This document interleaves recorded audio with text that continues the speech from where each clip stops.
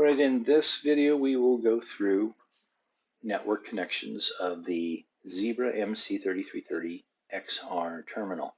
Same thing applies to the older R model. This is the XR model, has Android 10 operating system in it.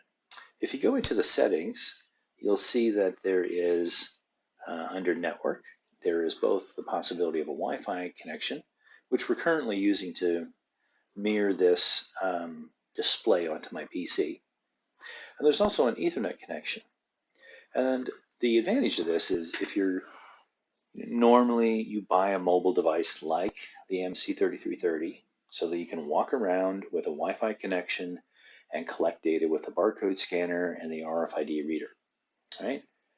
But if you're in an environment where you don't have Wi-Fi and maybe there's a security reason why they don't offer it either, you can still connect your device, your Android device, to your enterprise network via a LAN cable. And in this way, you use the Ethernet connection, and there is no port on the reader itself. There's not even a port in the dock, but there is a micro USB connection on the back. And with that connection, we employ one of these micro USB to Ethernet adapters. And we use the USB 2.0 ones, not the 3.0 ones. They don't seem to be compatible with the Zebra dock. I don't know why, but they just aren't.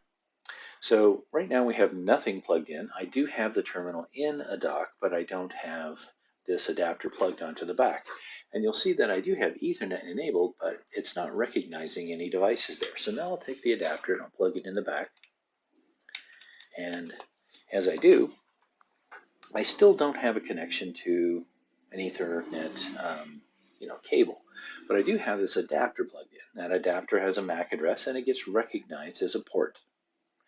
So now if I click on that, I can set up either DHCP or static settings for this IP address. So regardless of what your policy is, your network policy you're trying to live within, you can set this up for either static IP or DHCP. I'm going to make life simple for myself, so I'm just going to say DHCP, right?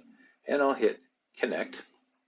And when I do, again, I still don't have an Ethernet cable plugged into the back. I've configured this for DHCP while it's disconnected. And then I will now plug in the cable, and you'll see that it gets connected. And now, were it not for the fact that I'm using my mirroring software under Wi-Fi, if I killed my Wi-Fi connection, you would see this stop. But in this way, you now have a connection on a LAN cable, and you have your option to pick from, either Wi-Fi or Ethernet.